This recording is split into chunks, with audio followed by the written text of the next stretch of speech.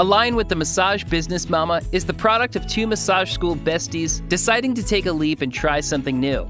It's morphed, it's shifted, it's grown. But at the core, it's Allie, a massage business coach, and her occasional sidekick, Becca, two therapists committed to elevating the field. And now, Break Room Banter with Allie and Bex. Hey listeners, welcome to another episode of Break Room Banter where Allie and I talk about all things massage biz. Also, if you'd like to check us out on YouTube, we are now live so you can see us have this conversation and enjoy some of that. So, hey Al, it's good to see you. Good to see you too. Yeah, anything come up for you in your practice this week? There's always things, Becca. Right? Well, tell me all about it. Oh, well, I thought it would be fun. I don't know, that's probably not the right word, but interesting to share a follow-up from one of our previous episodes regarding my whole short-term license issue. Please. Because I was pretty proud of myself for something that happened in the practice regarding that. So as I shared in a previous episode, I have gotten in some legal trouble with my city for allowing my short-term rental license to lapse. I missed the renewal date and got a summons and was really in a lot of trouble with my city. And what's that? That's stressful. Yeah, it's been very stressful. And one of my clients, this is what I shared in the previous episode, that one of my clients was in a position that she could have helped me with this. She works for the city and that was a late night text, right? No, this was different. DM? This was okay. no, this was different. She's a lawyer for the city and she was in a position where she could have, helped me in some way. And I wanted to reach out to her, but I refrained from reaching out for her. I refrained for, the whole time that this whole thing has been going on. And then the day before my meeting with her boss, she came in on my table and I worked on her and I refrained from saying a word about it to her. And I was so proud of myself for not saying anything to her about it the whole time, for not bringing it up. I was really proud. And it was pretty apparent to me too that it hadn't crossed her radar. Like she hadn't seen my name through her files. Our dialogue is open enough that if that had been the case, she would have said something to me. So Totally. So I was really proud of myself for holding back in that way, because I think that in this situation, it would have been completely inappropriate to have crossed that line. Regarding the whole short-term rental license debacle, when I met with her boss the next day, they wanted to charge me $27,000. Oh my God. So that's 6 months ago, before they had gotten a huge outcry from the public saying that, there needs to be more leniency. She said 6 months ago, I would have been stuck with a $27,000 bill. Wow. But because of the giant outpour from the community, the offer that she gave me was dropped down to $4,000 and 18 months of probation. So that first day when I heard $4,000, the 18 months of probation didn't feel that bad to me. Like I feel like I can, live within the rules and not get myself in trouble again. Yeah, but $23,000 price cut, like that's pretty amazing. It's huge, but when I first heard the number, it was still a lot more than I had initially hoped. Sure. And a lot more than I feel like is warranted, to be quite honest. Sure. I was hoping for like 1,000 or less. So I have a $4,000 fine. That first day I was like pretty upset, distraught about it, and have since realized, $4,000 is doable. What's the probation like? Just basically for 18 months, I can't let my license lapse. I can't have complaints on the unit. I can't not pay any of my fees. I can't break any of the rules. So that's the outcome of that. And throughout the whole thing, I maintained my professionalism with my client. And, I think that that's the biggest win in this situation. So.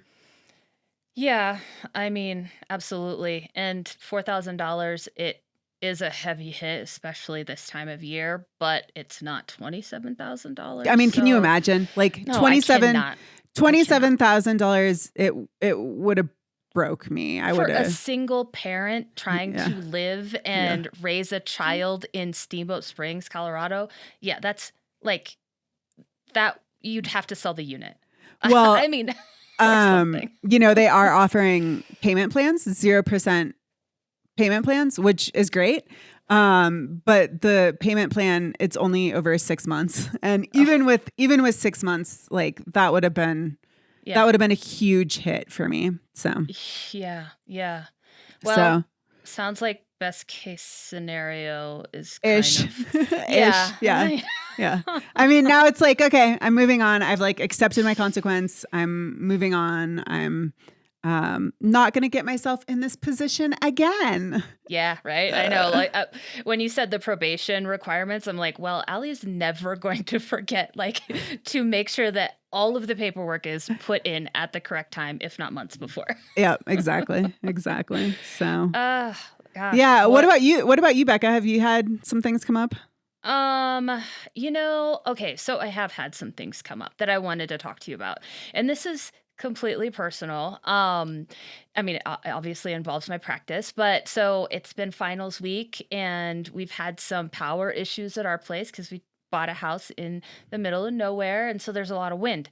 So our power went out, internet went out, all these things, not to mention the house stuff. But I mean, with finals week and being remote, internet and electricity to power my little laptop here so I can do all my work, super important. So I made an executive decision to, I hope nobody that I know is listening to this podcast, sleep in my office and do my work in my office. And I feel so uncomfortable, but I just I really couldn't think of any other solution, any other hack. I don't know what. And I know that other people in the office, building do sometimes stay the night there. And I feel like it might be in our, I don't know. I guess I should look at the lease. But I don't know. How do you feel about that? What would Well, I've definitely taken naps on my massage table before. It's bad. I remember one time when I was renovating my space, I spent the night. I think I was renovating my space and I think I was drinking while I was renovating my space and I ended up falling asleep in my dog bed. So I've done it. I've been there. That was renovating. Yeah, that was years ago. That was when I was still in my 20s, but It sounds like a 20s thing to do for sure. Yeah, totally. Waking up in your dog bed. Yeah, totally. I don't know. I mean, I would say, sometimes we do what we have to, right? Ugh, I hated it. I'm so paranoid the whole time I'm there. But I mean, I have great internet in my office. So yeah. that I pay for. I mean, right now I have a pull-out couch in my office. And there's a shower at my office and Wait, oh, that's right. Yeah. And I've definitely had joking conversations about putting my parents up here when they come to town. It's, it is a comfortable place, but I am with you, Becca. I think it probably would be really uncomfortable. I would probably be on kind of pins and needles too, just a little nervous about it. Yeah. I mean, it's over now and hopefully I won't have to do that again, especially since you reminded me of some things. So I won't. But it definitely felt uncomfortable. Yeah. That was kind of one of the things that came up for me, obviously, this week. I needed to be absolved from Allie. By Allie. I think, if you're not making a practice of it, once in a blue moon, I think, we have to do what we have to do. Yeah, I try to make myself really small, and I don't use the bathroom after a certain time. It feels so sneaky and like shady, you know. But Are there people in your office building late, or is it completely yeah, dead? Oh, there yeah. are. Oh, Well, there's lawyers and there's counselors, there's accountants, you know. So some people, I mean, sometimes lawyers are there until like midnight, you know. Like, yeah. I mean, and I Well, only know that because because you were there. yeah. I do Um, also have a ring on the outside of my door because I was trying to rent to like other therapists and stuff. Um and so, you know, sometimes I'll get an alert at like midnight or whatever that shows someone moving through the hallway. sure, sure. Yeah. That is reminding me too. My previous office, the one right before this, it was a long corridor where I think there was like one, two, three, four, five, six, like 6 or 7 offices that all shared Mm. common space. And for a period, there was a guy doing IT next to me who was living at the office, and he had told the landlords that he worked nights, which was a complete lie. But that is what he had told them. And I would come in the morning and he would be in his bathrobe. He would be walking around barefoot. He had a cat living there. He would shave his whiskers in the community sink. And so there would be like little whiskers all over the place. And I would have like clients walking in with this like large bulbous man in his bathrobe.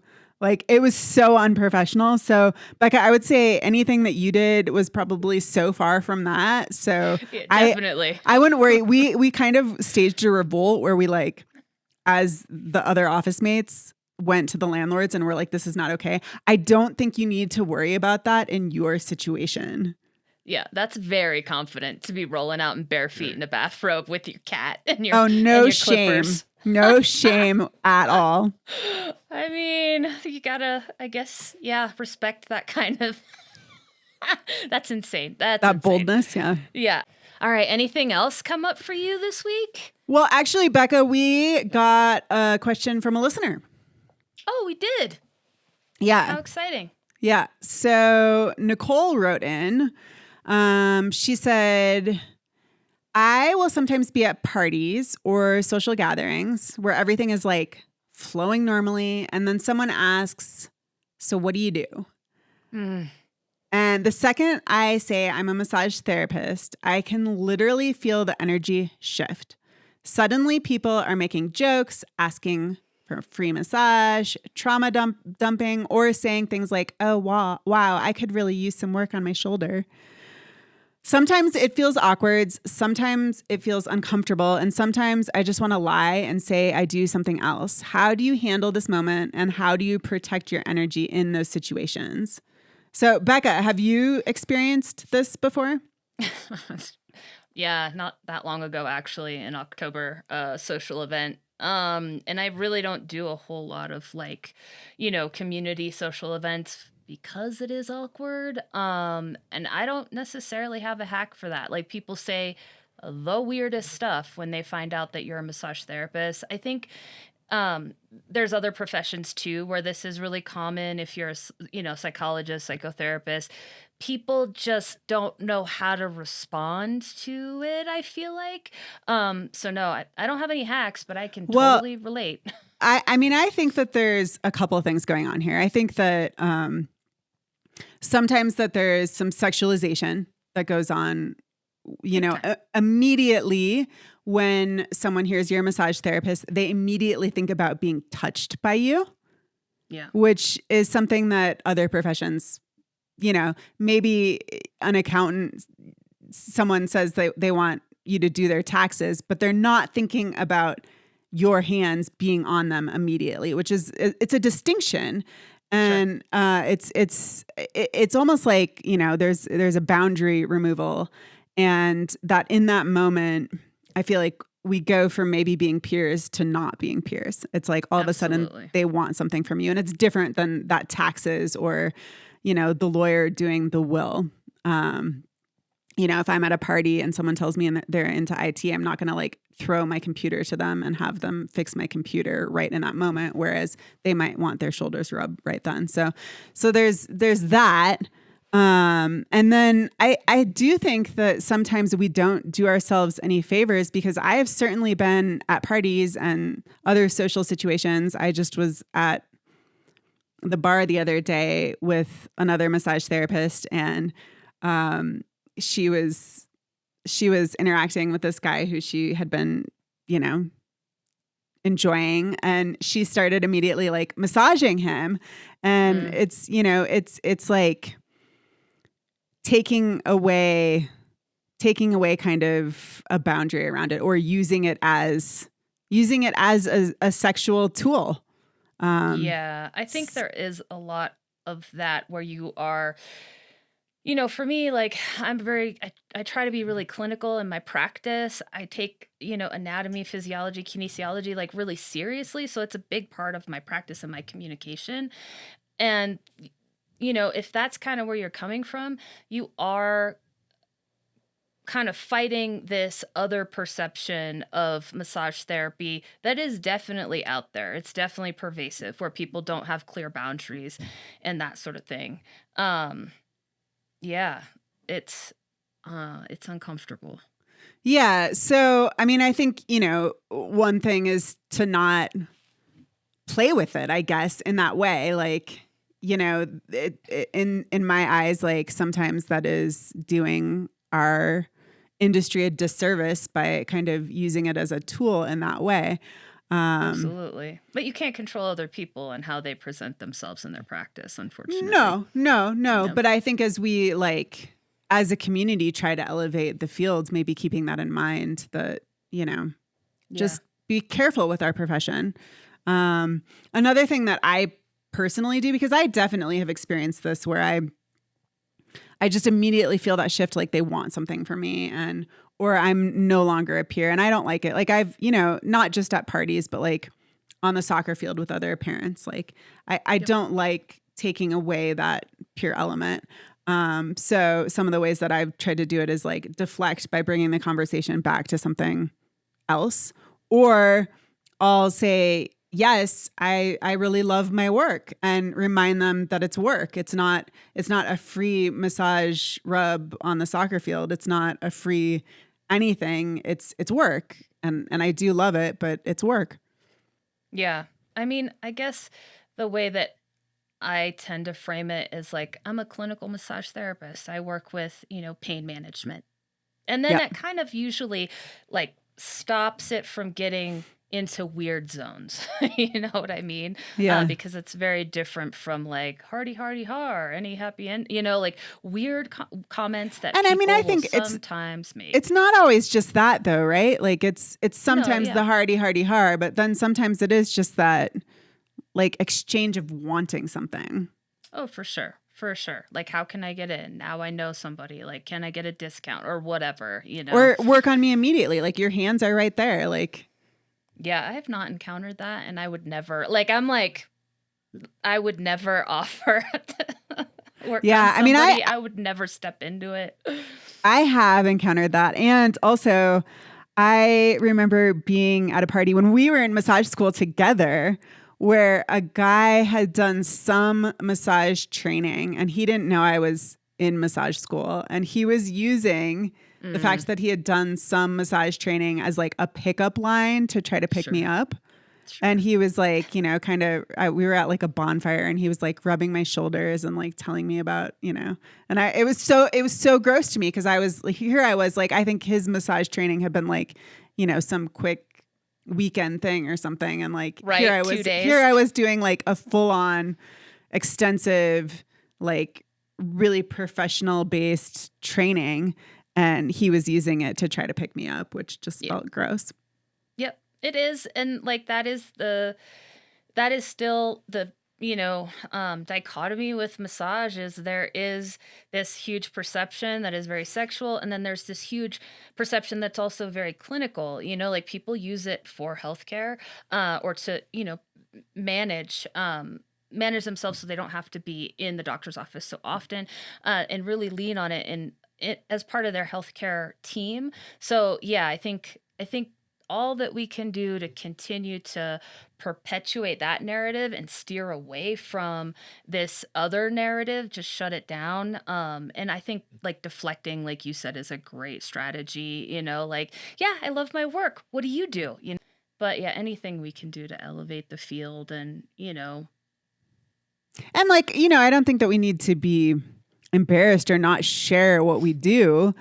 Yeah. But I mean, I can definitely empathize with our listeners' question. I definitely have felt that and been there. And, I don't like people immediately wanting something from me.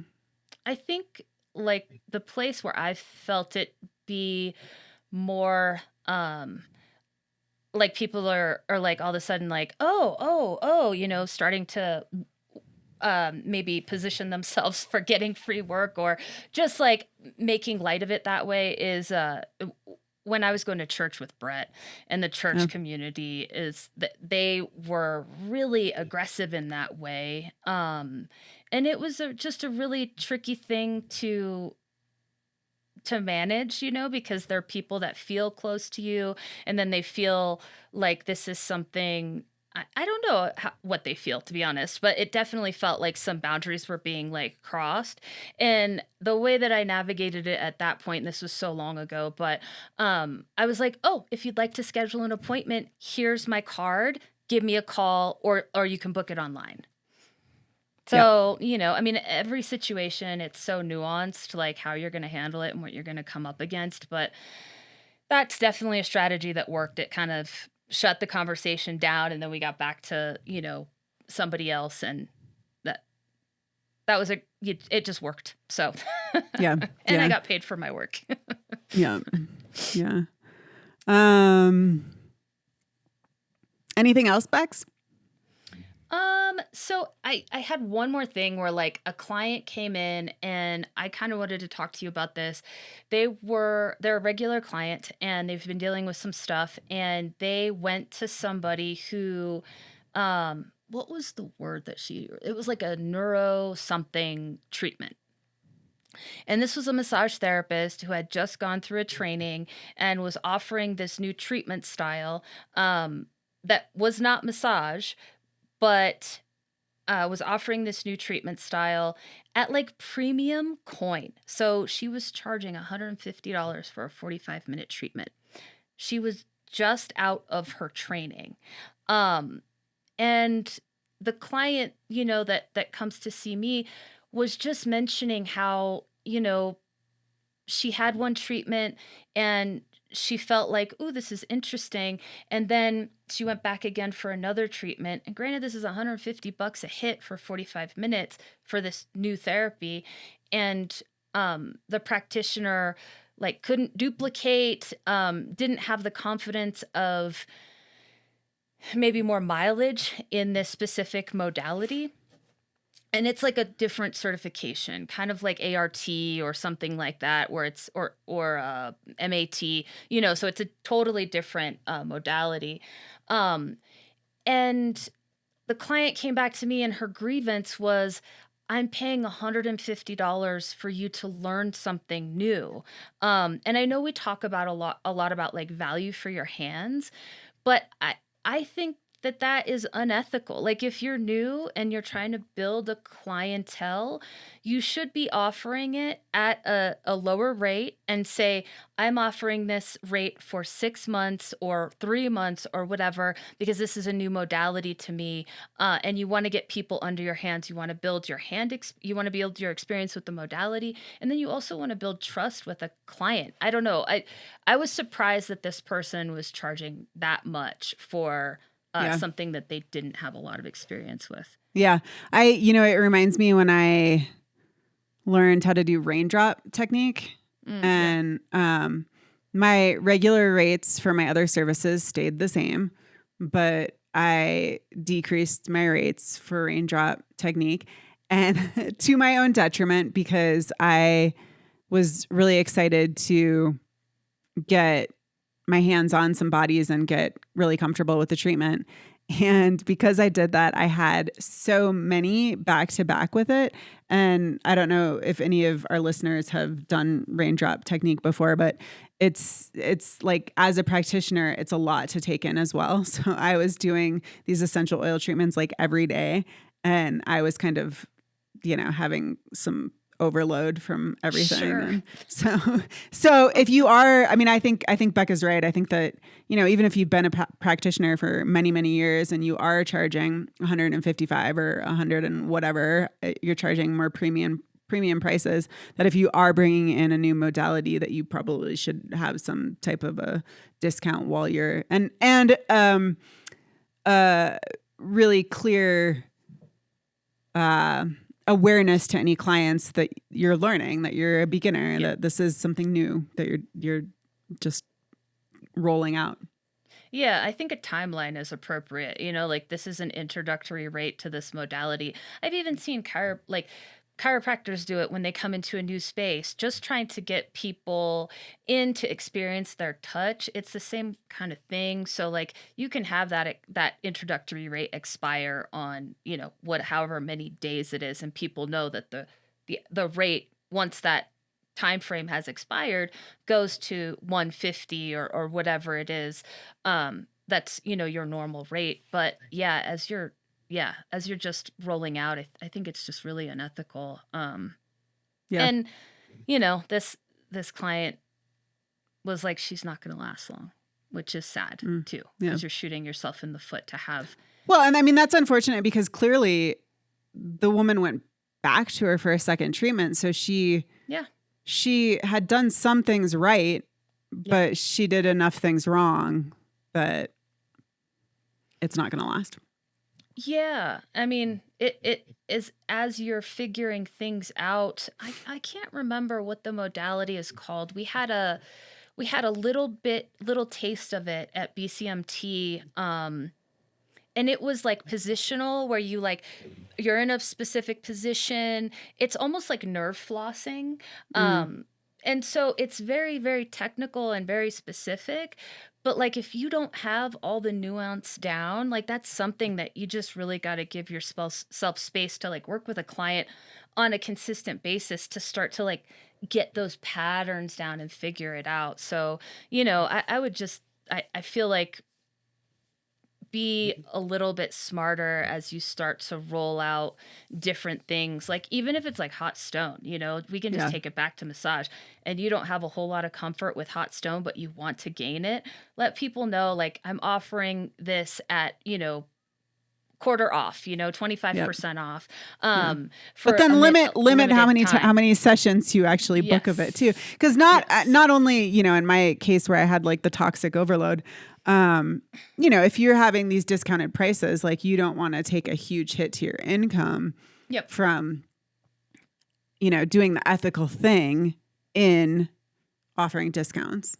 Yeah, absolutely. Like, hot stone is a unique example, but like the raindrop therapy, that costs you so much in essential oils, which isn't cheap as well. Not to mention the overload on your own body as you're like getting all those essential oils into your own body. So, like, you have to really bring that into the equation of how much you're offering, like how many a day you're willing to do, or even a week, and then what price point is actually, covering your costs, and you're making a little bit more, but it's also that you're gaining that experience, but maybe it doesn't put the client off so much, the price point. So yeah, it was just something interesting that came into my practice that a client brought up, and I was like, wow, that seems really kind of crazy to me, that that someone would take this marketing strategy. Yeah. Well, and maybe they just hadn't thought it through. I think, if you've been practicing for a long time and you start to bring a new modality in, like, we build these egos from being massage therapists for many, many years, and being told we're so wonderful and we're helping in so many ways. And so to go back to being a beginner in something can be really hard after a long period of time of, being the quote unquote expert. Yeah, and I do think she said this, massage therapists had been practicing for like 20 or 30 years too. Yeah. So, and I get you want you want to give your hands a rest. You're also used to making a certain amount.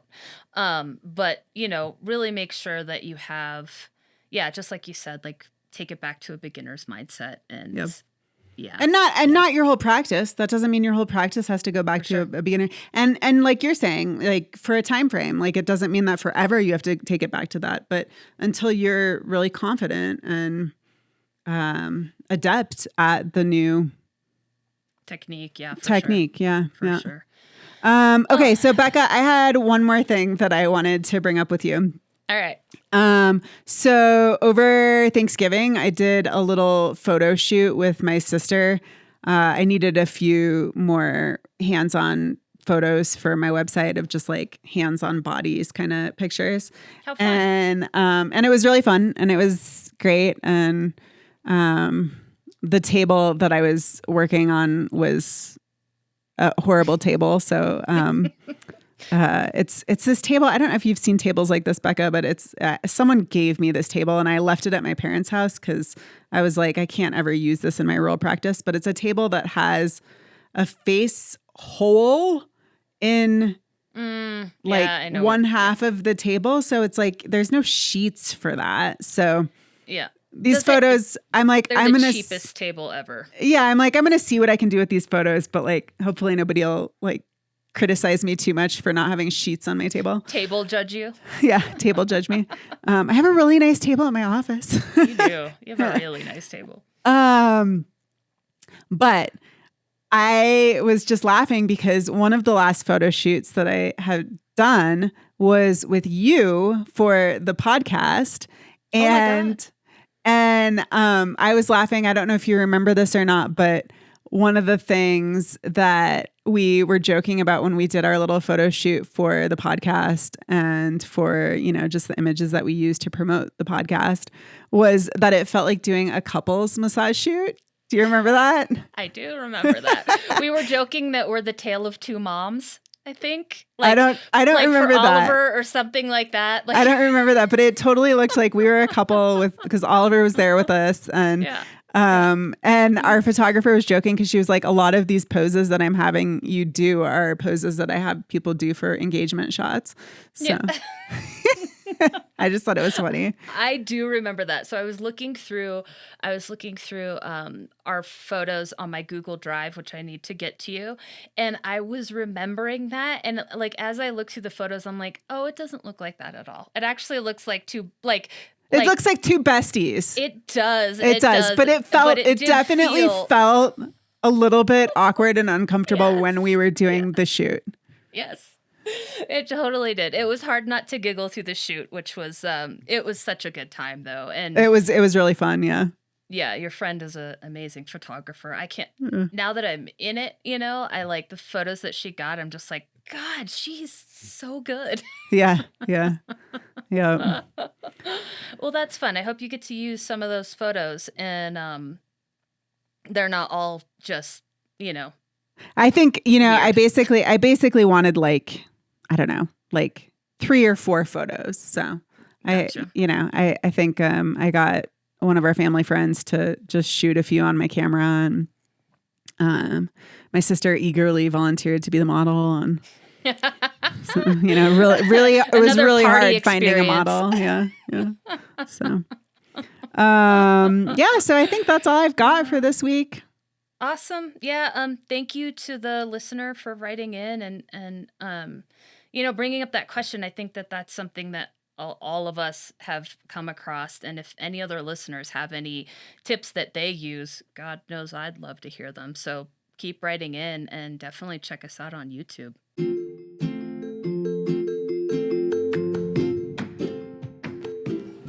Thank you so much for listening. And please reach out to us if you have any questions or topics you would like covered. We love suggestions. Find us at www.alignwiththemassagebusinessmama.com. Also, we wouldn't hate it if you were inclined to share or review our episode. Until next time.